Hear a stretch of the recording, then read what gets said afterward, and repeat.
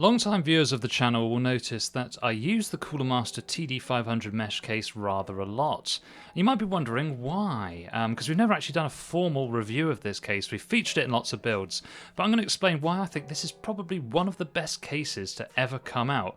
We're going to go through the actual paneling of the case, what it comes with, so that you have all the information you need to build in this case. We're going to go through a full system build as well to show you all of these concepts in person, and of course we're going to test out to make sure there are no glaring errors. So stick with us here, you're going to have an absolutely amazing time on Concept Soup. So, surprise, surprise, the case comes in a big cardboard box. Who gives a hoot about that? Let's take it out. We've got polystyrene protecting it. Big whoop. Let's take that off. And you can see here, I get actually a pretty bad static shock off this. I always get this with cases. I don't know what it is about cases. I always get a static shock off them. I never get static any other time during the building process, just when I take out the box. Bit of a weird one. So we take off that padding, we're going to take off the bag, and we're going to see what we're left with. Nice thing about this case, it comes with a user manual as well, so it's quite nice if you're a first time builder to know where everything is, how it works, especially as this case has a couple of quirks that you're probably not used to in standard cases. So once it's fully unfurled, you can see the case here, it already looks pretty nice, so you can tell the build quality is good. We've got a nice shiny side panel. So what we do here is we take off the glass side panel just by loosening the two thumb screws on the top. These were pretty tight, so I needed a screwdriver, but you're going to need a screwdriver for the build anyway, so no big deal. You sort of lever it forward towards you and then pull it up. It's actually quite a nice little design here. Makes putting the case panel on really easy. Means it doesn't fall off when you unscrew them. It's a pretty good design. The back panel of the case, again, really easy to take off. You just unscrew those thumb screws on the back and then slide it towards the back of the case and lift it off. And then once we've done that, we can see that all of the required screws and cable ties are all tied to this bunch of cables here, which you can see on screen now. So just to be controversial, I like to do the cable management side first off in the review, just because it doesn't get any love, man. This is where a lot of the action is going to be happening, and you guys, you're all obsessed with the presentation side. Let's look at the cable management side. So on the back, we've got a big bundle of cables here, and the first thing I suggest you do is untwist those twist ties so that you've got them all nice and loose. So the cables that come with it, of course, are all your front panel connector buttons, so power button, reset button, all this stuff. You get USB 3 front panel, you get HD audio, you get a SATA power cable from the RGB hub, and you get also the PWM cable from the hub, and indeed the 3-pin RGB cable from the hub. So, starting in the bottom right of what you see on the screen here, this is the power supply shroud. Quite nicely designed, got some nice little soft foam rubbery type connections on the bottom to stop vibrations from the fans. Pretty nice. Plenty of room here to fit even high-end power supplies like the RM1000, though with those larger power supplies there's not much room between where that power supply ends and where the drive cage on the left of that begins, so it's something to bear in mind, especially if you're going to be using cable extensions. The other thing about this PSU shroud is that it has a cutout on the front, which is a bit annoying. I don't really like this because I don't like to see the label on the power supply. Means I'm going to have to vinyl wrap this to make it presentable. I would prefer this to have just been solid. To the left of this, you have two drive sleds, which will fit either 2.5-inch SSDs or 3.5-inch hard drives, absolutely no problem. And in addition, if you do have one of those larger power supplies that we mentioned earlier, you can actually take this drive cage out completely to make more room for your cables. We'll show you how to do that now. So if you flip the case onto its back, you'll see that it's held in with these screws on the bottom here. So there's two screws on the right, and on the left are two rivets. So you don't want to remove the rivets. In fact, you can't unless you drill through it. But you don't need to. All you need to do is take those two plastic sleds out, unscrew these two screws here, and then you can take out pretty much all of the hard drive cage mechanism while still keeping a little divider at the front which stops your cables from spilling out into view. Pretty nice design, all told. So while we're talking about the hard drive bay, why not actually show you how it works? So pretty nice design. You just pinch and slide out each of these plastic sleds and we'll show you how to fit each type of drive. So it's very simple for 2.5-inch drives. All you need to do is place it on the underside of the sled and you just fix it into place using the included flathead screws. Really easy. Standard Phillips head screwdriver will do the job here and you just screw it in very nicely.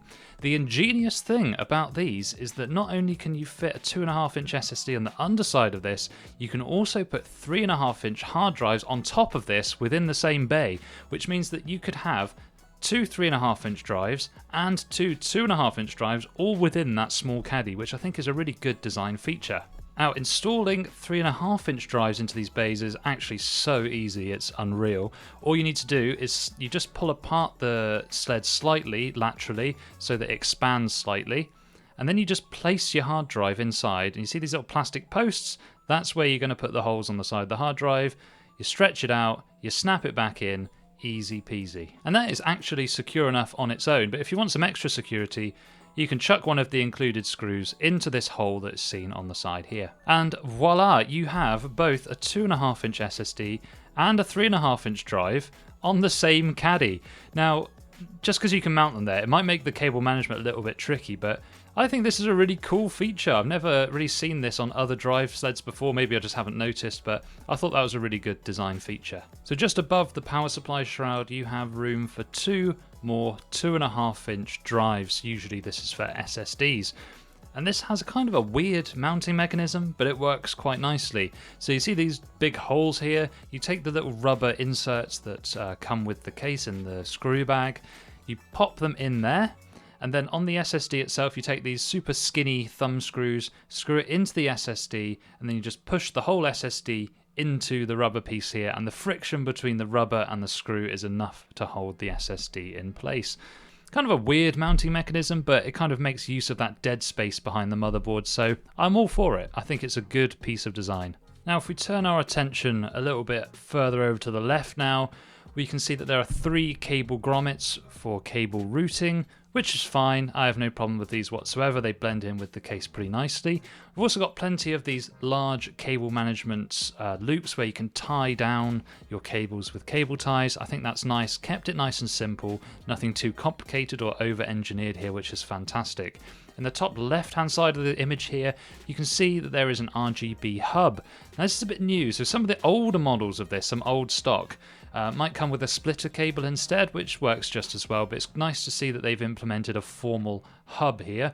This will take your PWM fans and indeed your 3-pin RGB connections from those fans as well into one nice little compact unit. That does it for the cable management side. What about the back?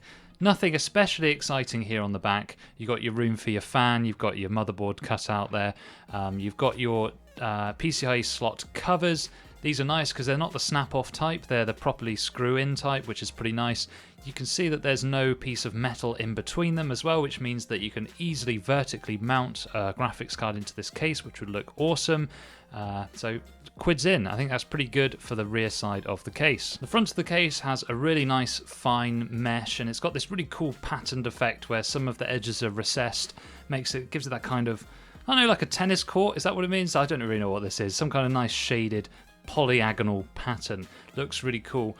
The front panel can easily be popped off just by pulling it towards you if you wanted to replace the fans on the front, but a word of warning, the fans on the front are not that easy to take out. If you're going to change the fans on the front of this case or install a radiator or something, I would do this before installing any other components in the machine, just because it's not very easy getting to the inside of the fans to unscrew them if you've already got your other parts of the PC in there. So that's my tip for this. But the fans that come included are pretty nice. There's 3 ARGB fans that come included with PWM control, so I don't really see any reason why you would need to take these off or do anything with them. On the top of the case we have our connectors, so we have our USB 3.0, we have 2 of those, we've got the power button, headphone jack, mic jack, and reset switch as well. Of course, just like any reset switch, if you wanted to use it to control like an RGB hub of some kind, you can just plug that into that instead, but otherwise it will just function as your reset button. Now to the meat and potatoes of the PC. Of course, this is the presentation side, which is what you're going to see 95% of the time you're looking at your PC. So let's see what's going on here. Why not start on this side by saying what we can actually fit in the PC? Kind of makes sense, doesn't it? So the total dimensions of the case to see if it's going to fit on your desk are in millimeters 493 by 217 by 469. That's length times width times height. That's going to give you an indication of whether it's going to fit on your desk, but take it from me, it's a standard ATX mid-tower case. The weight is 7 kilograms for what that's worth. Now, motherboard support, you can put ITX, micro ATX, ATX, and kind of eATX as well. I would consider this probably not an eATX case, but technically it will fit some of them. We've got facility for up to 6 2.5-inch drives and 2 3.5-inch drives, depending on the configuration that you use, as discussed earlier. We have on the front our 320mm ARGB fans available there. You probably could mount a 360mm radiator here as well. On the top of the case, 320mm or 140mm fans, and then on the rear we've got room for one 120mm fans. Now on the front of the case, radiators support 120, 140, 240, 280 and 360, so pretty much all kinds of radiator apart from the really big ones are supported. On the top you can put 120 or 240mm radiators, but the really cool thing about this case, which most cases this size don't have, is you can just about squeeze a 360mm all-in-one liquid cooler in the top of this case. And I say just about, it is a real squeeze. If you do this, make sure you're getting low profile RAM, so nothing bigger than Corsair RGB RS. Anything taller than this, you're not going to be able to fit your 360mm rad in there properly. Even with that, it's a little bit of a squeeze, but it is worth it because it looks really cool at the end of the day. On the rear, you could put a 120mm radiator if you want, but kind of what's the point? CPU cooler, you can put up to 165mm CPU cooler in here, which will cover pretty much every CPU cooler out there, but obviously do check if you're going to use one of these. Maximum length of graphics card you can fit is 410mm, which means any video card you can think of is going to fit in this case, no problem whatsoever. I think the presentation side of this case is really well laid out. I think it's a nice clean look, especially when you've got all your components in there. It's going to look just right. It's like the Goldilocks size of PC. Once we've got our liquid cooler in the top, our RGB fan on the back and everything set up, it's going to look nice, like it was meant to be built this way, so everything fits in just right, as you'll see in the build coming up in a moment. So talking about first impressions of this case, they're absolutely excellent. I think it looks beautiful. It's got fantastic ventilation on the front by the looks of it. Our cable management looks like it's going to be nice and easy. We've got an included RGB and fan speed hub. Everything looks like it's going to fit in. I really like the combined sleds for your storage drives. I think that works really well. I'm really looking forward to putting together another build into this case. So let's see how we get on.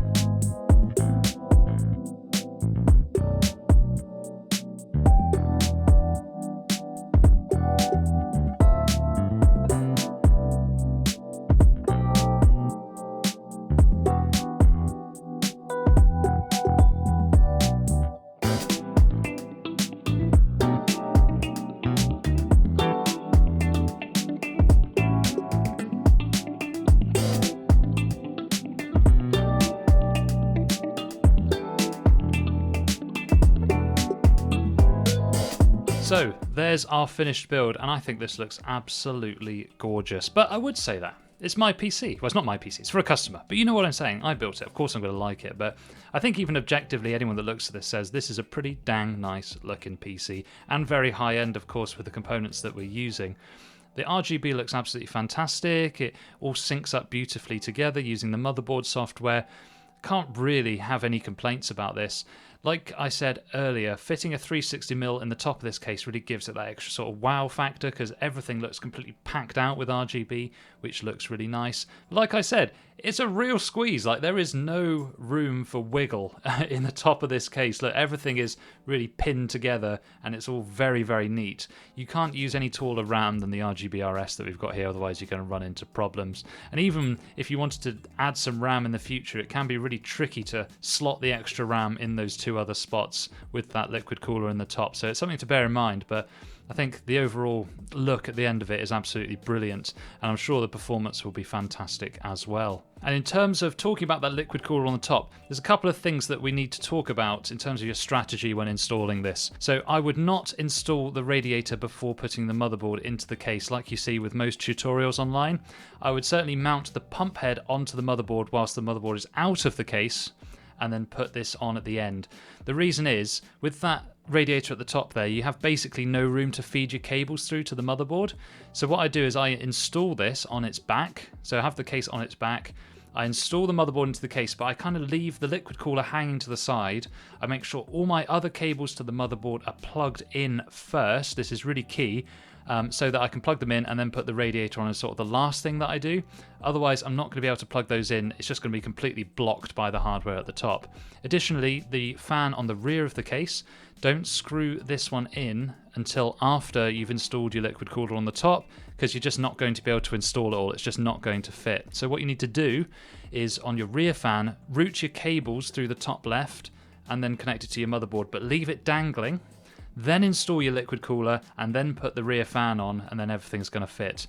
When you're putting the radiator on the top of the case, you need to use maybe your left hand to hold the radiator in place, and with your right hand you need to push all of the front panel cables right towards the front of the case so that they're not getting trapped between the radiator and the top of the case. Sounds really complicated, and it kind of is. If I could show you it, it would be easy, but the problem is, because it's such tight angles, I wouldn't be able to film it properly. But what I'm saying is, basically, hook everything up first as best you can before putting the radiator in. Then when you're putting the radiator in the top, clear out all those front panel cables, push them right to the front of the case, and then make sure you screw down the radiator in opposite corners to start with, and then you should be fine. But I'm saying it's not the easiest case to put a 360 in, but it does fit, and when it fits, it looks great. So ramble over on that one, but it's just something to bear in mind when you're using it. So that's how it looks. That's the presentation. I think we're pretty happy with this. We like the vinyl wrap on the power supply as well. Ka-ching. We're going to talk about some gaming performance and indeed some temperature. So let's roll that on screen now.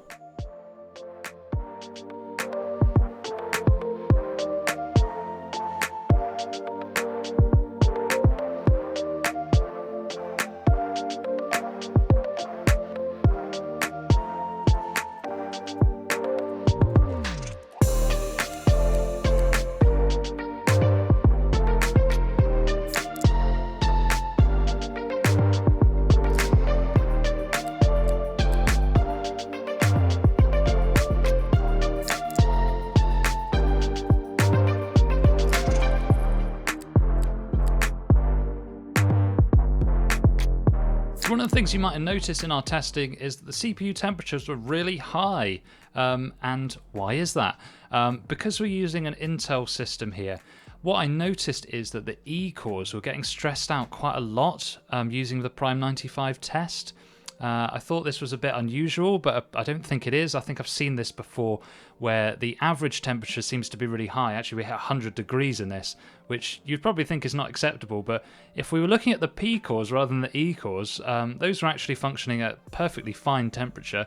And when you look in the gaming tests, our temperature is only hitting around 60 degrees. So there's something about Prime 95 and these 12th gen CPUs that just doesn't seem to like each other in terms of the temperatures. That doesn't mean I'm unhappy with the temperatures, just means that maybe I need to find a different testing methodology here. Or maybe just accept the fact that the E-cores are going to get hot using this kind of workload. But like I said, in games, the temperature was absolutely fine, around mid-60s. The video card temperature was also great, keeping it under 80 degrees just about, which is kind of the benchmark for what you want. 77 degrees shown here on this PNY model.